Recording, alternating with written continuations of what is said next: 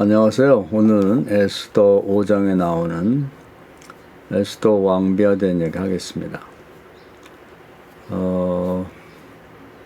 성경에서는 이제 시험 당할 때 피할 길 여신다 이렇게 고린도 전서 10장에서 말씀하고 있죠.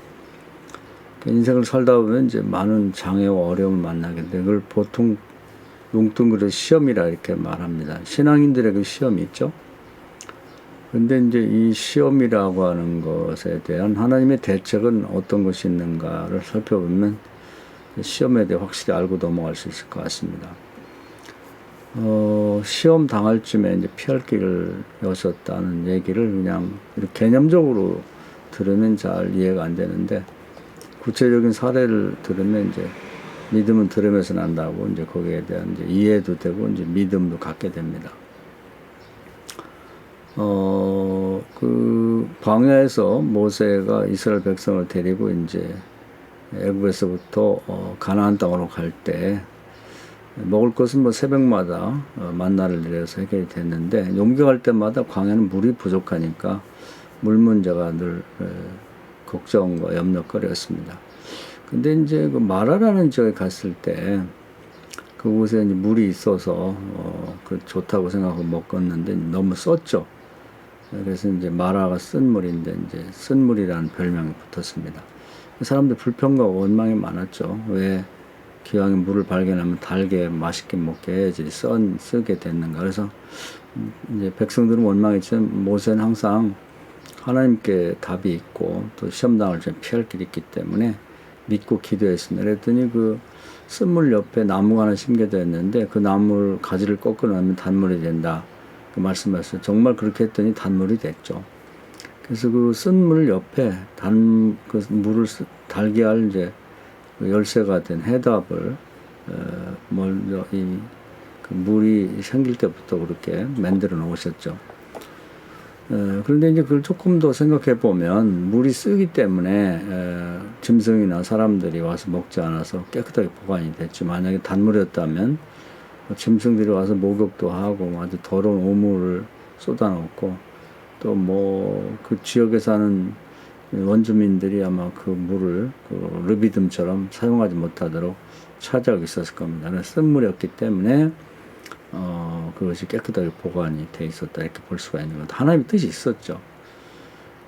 그리고 이제 이스라엘 백성이 가나안을 정탐할 때 여호수아 때 가보니까 라합을 하나님 먼저 준비해 놓으셨죠. 피할 길을 열어놓으신 겁니다. 또 이제 같은 맥락으로 보면은 이 모르드게가 믿음대로 살려고 할 때 큰 시험이 있었습니다. 그래서 이제 그 당시 가장 세력을 가진 하만이라는 자가 사단의 앞잡이가 돼가지고 골리앗처럼 대들었죠.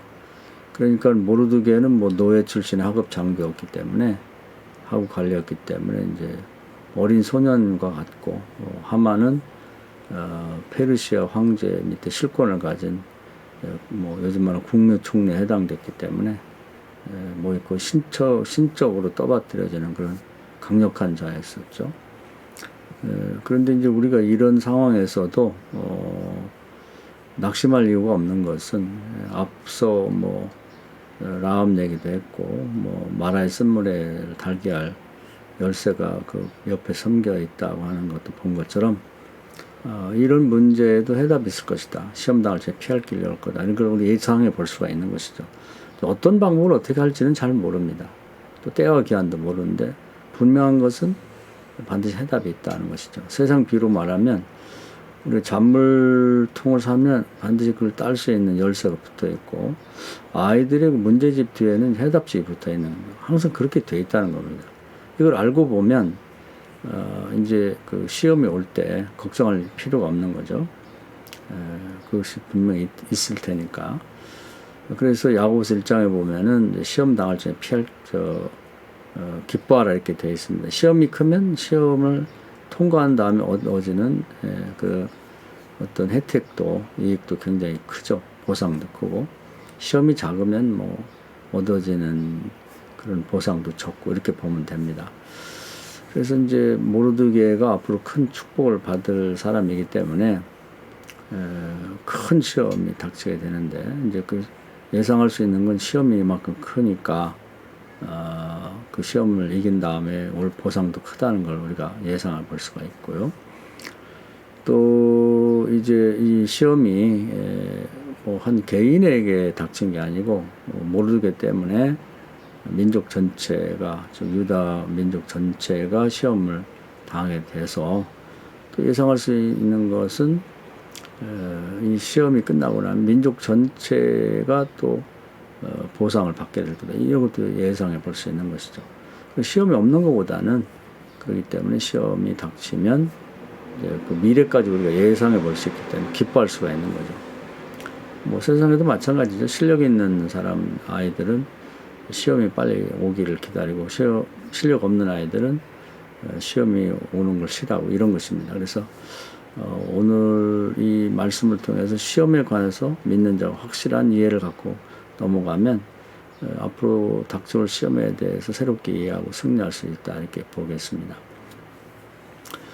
사탄은 믿는 자가 복 받는 걸 싫어하죠. 그래서 모르드게가 이제 말씀대로 살아서 복 받을 거 예상되니까 아주 파괴하고 죽이려고 아주 난리난을 치면서 배고픈 사자가 삼킬 자를 찾는 것처럼 아주 이 모르드게를 죽이려고 합니다.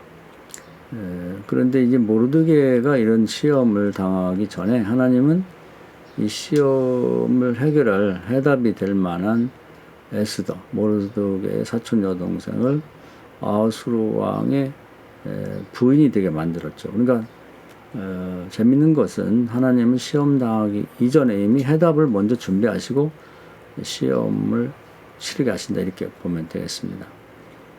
그래서 이제 하만은 자기가 신이라고 스스로 생각하고 다니는데, 모르드게가 십계명 때문에 우상화된 하만에게 절할 수 없다, 그래서 꼿꼿하게 서 있기니까 눈에 가시처럼 보기 싫었죠. 그래서 모르드게 하나를 죽이는 거 갖고는 직성이 풀리지 않고 그에게 속한 민족 전체를 죽이겠다, 이렇게 해서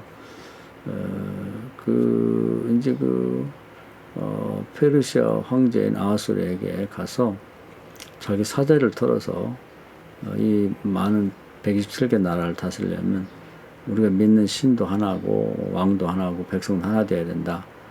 그런데 일부의 백성 중에는 다른 신을 섬기거나 또 다른 마음속에 다른 왕을 두고 있는 자도 있는 것 같으니까 이런 자들을 시범 케이스로 진멸시켜가지고 나라의 기강을 세우는 게 좋겠다. 왕이 나에게 이렇게 신임하셔서 총리를 시켜줬기 때문에 내가 사제를 틀어서 이 비용을 감당하고 나라를 바로 세우겠다, 이렇게 제안을 하니까 황제로서는 너무 좋죠. 대부분의 총리들은 뇌물도 받고 사리사욕을 취하는데 자기가 참 총리는 잘 뽑은 것 같다. 역대 이런 총리가 있었나, 이런 생각을 했죠. 그러니까 한 인간이 가진 자존심이 상하는 문제를 해결하기 위해서는 어떤 희생도 감수하는 것 같아요. 하만이 이제 모르드게라고 하는 한 인물에 대해서 불쾌감을 느끼고 그걸 죽여야 되는데, 한 사람 죽이는 것 갖고 안 되고 민족 전체를 몰살시킬 그런 계획을 세워가지고 아주 기가 막힌 교활한 계획을 세웠습니다. 그러니까 황제가 너무 좋아가지고 인장반지, 옥새에 해당되죠. 그걸 빼주면서 그래 자네 마음대로 해라. 그래서 날짜도 잡고 그 민족 전체, 유대한 민족 전체를 말살할 계획을 다 세워서 조서를 내렸죠.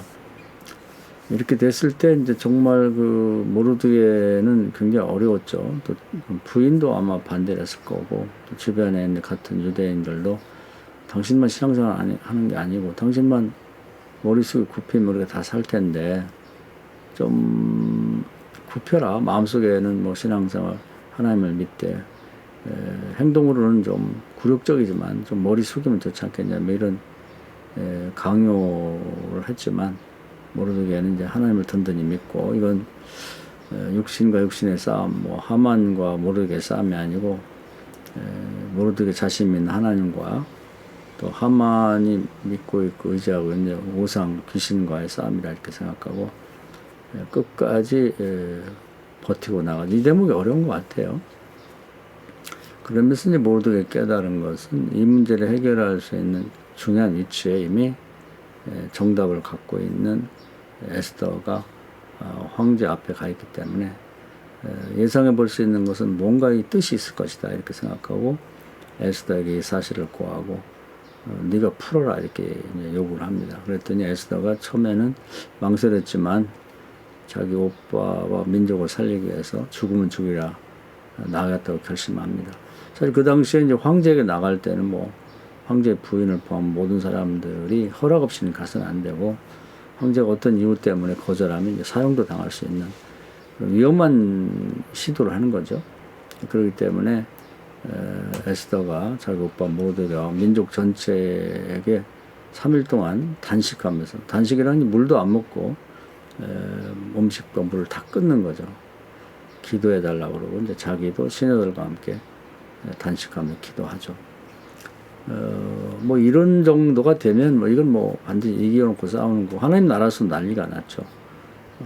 민족 전체가 단식하며 뭐 창자가 끊어지듯이 기도하고 우리 사람들로서는 뭐 어차피 죽게 돼 있는 거고 날짜도 정해졌기 때문에 그렇게 기도하지 않을 수가 없는 상황이었습니다. 예수께서도 이제 죽음을 앞두고 그 제자들 3명과 함께 가서 땀방울이 핏방울이 되도록 기도하신 일이 있죠. 뭐 이런 기도는 반드시 상달되고 응답된다고 보면 됩니다. 그 겟세마네 기도 같은 기도가 이제 페르시아 전체 유대인들에게서 하늘로 상달되었죠. 그러고 나서 이제 3일째 됐을 때 에스더가 정말 죽으면 죽이라 하고 자기 남편인 아하수르 왕을 찾아갑니다. 그때 이제 아하수르 왕이 뭐 하나님 역사가 있었겠죠. 이제 자기 아내를 보고 굉장히 사랑스럽게 여기면서 기쁘게 맞아주 하나님이 왕의 마음을 열어준 거고 또 아내를 기쁘게 예쁘게 보게 만든 것 같아요. 그래서 이제 아하수르 왕은 이제 자기 부인을 영접하면 어쩐 일로 왔느냐 그러면서 가장 위험하기도 하고 중요한 얘기를 하죠. 당신이 원한다면 내가 이 제국의 반이라도 주겠다 뭐 이렇게 제안을 합니다. 최고의 그 기분이 좋은 상태에서 말할 수 있는 그런 제안이기도 하죠. 왕은 또 뭐 신과 같기 때문에 정말 왕이 준다고 그러면 줄 수도 있는 거죠. 그랬을 때 이제 에스더가 한 가지 제안을 하는데 이것이 이제 정말 그 하나님이 준 지혜 같아요. 뭐냐면 요즘에 왕께서 피곤하신 것 같다. 그래서 사실은 뭐 그렇기도 하죠. 왜냐하면 한 민족을 말살시켜 뭐 나는 것이 이제 왕으로서는 부담이죠. 뭐 나라 기강을 잡는다면 좋은데 또 그러면서 이제 이 일을 맡아주고 제안한 이제 하만에 대해서 뭔가 그 보상을 좀 해야 될 텐데 뭘 보상할까 고민하고 있었습니다. 그런데 에스더가 와가지고 왕께서 너무 피곤하신 것 같고 하만이 수고를 많이 하는 것 같아서 두 분의 잔치를 베풀겠다고 합니다. 그 아하수르 왕은 깜짝 놀랐죠. 자기 아주 가려운 곳을 딱 긁어주는 것 같아요. 어떻게 내 마음을 이렇게 잘하느냐. 그러면서 흔쾌히 잔치에 참여하겠다고 합니다. 그래서 잔치를 배설하고 이제 왕과 하만만 단독으로 이렇게 초청해서 잔치를 베풉니다. 하만은 뭐 굉장히 기분이 좋았죠. 천하를 얻은 것 같았습니다. 왜냐하면 왕의 신임을 얻었고 또 그 예쁘고 또 모든 백성들의 지지를 받고 있는 왕의 부인이 자기를 특별히 다른 사람 다 물리치고 초청해서 왕과 함께 잔치를 베풀어 줬기 때문에 뭐 자기 정치적인 정적들도 있고 그럴 텐데 자기가 이제 모든 걸 다 가진 그런 기분이 좋았습니다. 이제 그러고 나서 이제 왕이 그런 얘기를 하죠. 당신 뭐가 필요해서 이렇게 나에게 또 하만에게 나를 대신해서 이렇게 보상을 하는가.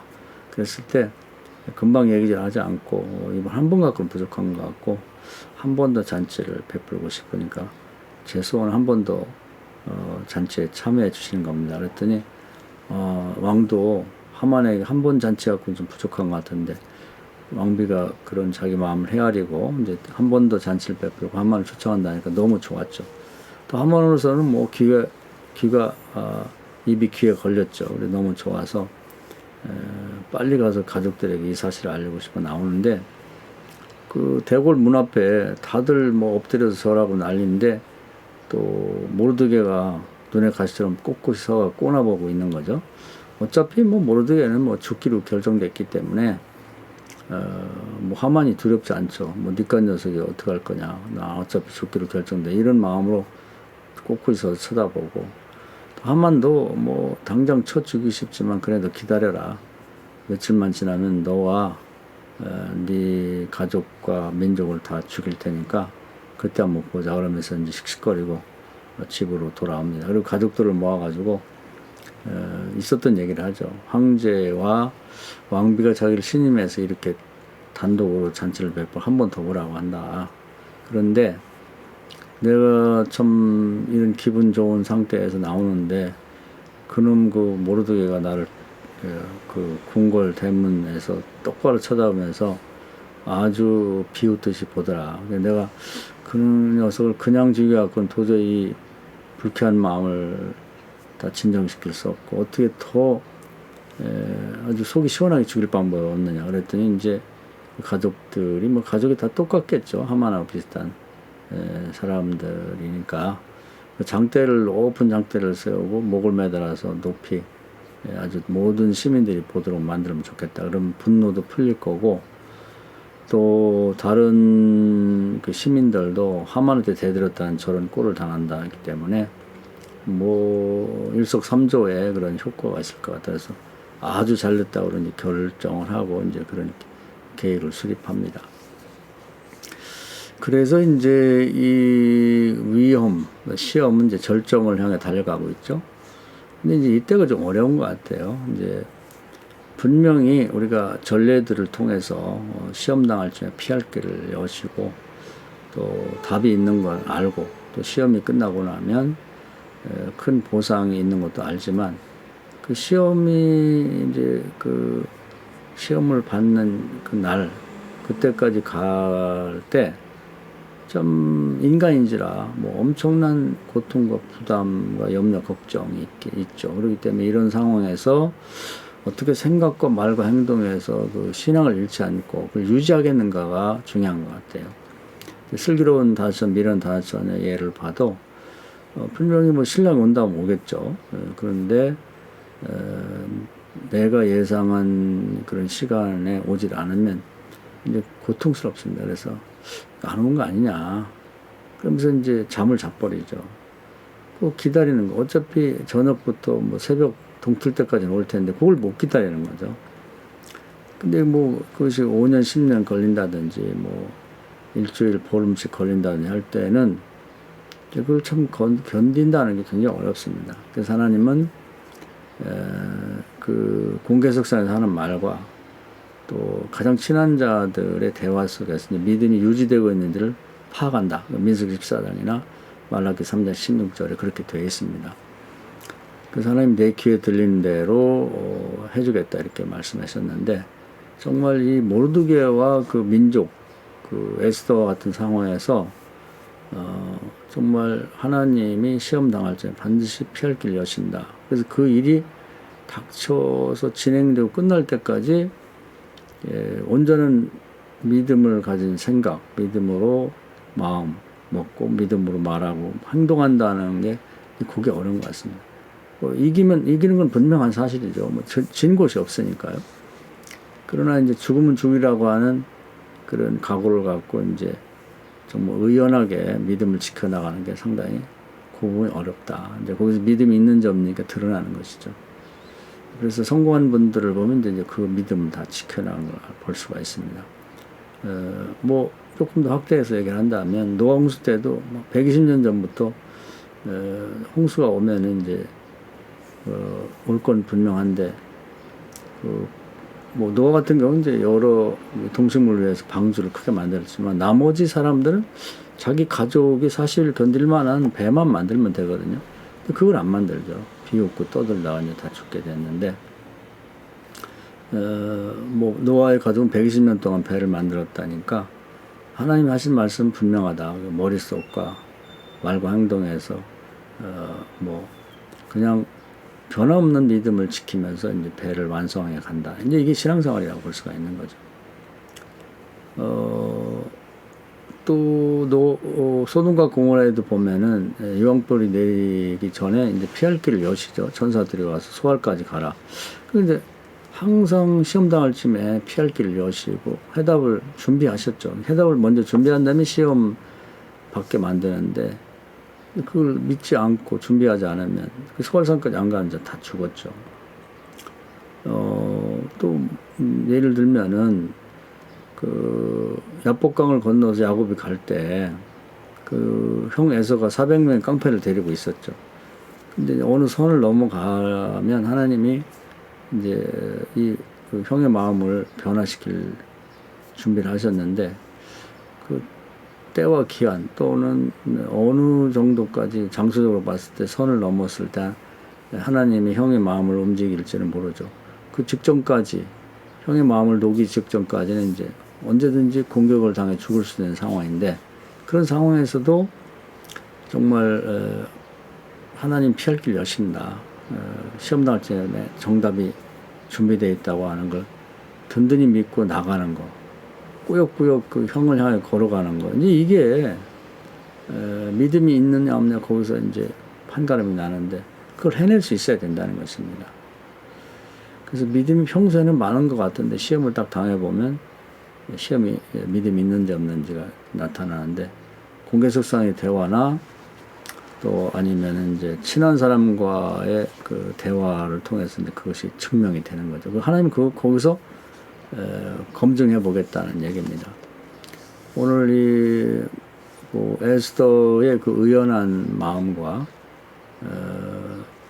이제 잔치를 한 번이 아니라 2번 치르면서 하나님이 그 정해 놓으신 어떤 계획에 따라서 이렇게 움직이는 걸 보면 아주 아름답게 치장하고 미소를 잃지 않고 정말 믿음을 갖고 이제 황제와 원수 하만 앞에서도 행동하는 모습이 마치 야곱이 이제 형 400명의 깡패를 데리고 있는 형을 향해서 이제 의연한 태도를 갖고 이제 걸어가는 모습과 똑같다. 이제 하나님이 정한 어떤 선을 넘을 때, 시간이 지날 때, 때와 기한 하나님 정하니까 그때 하나님께서 이 모든 상황을 순식간에 막 뒤집고 바꾸실 텐데 거기까지 믿음을 지키며 가는 게 상당히 어려운 것 같아요.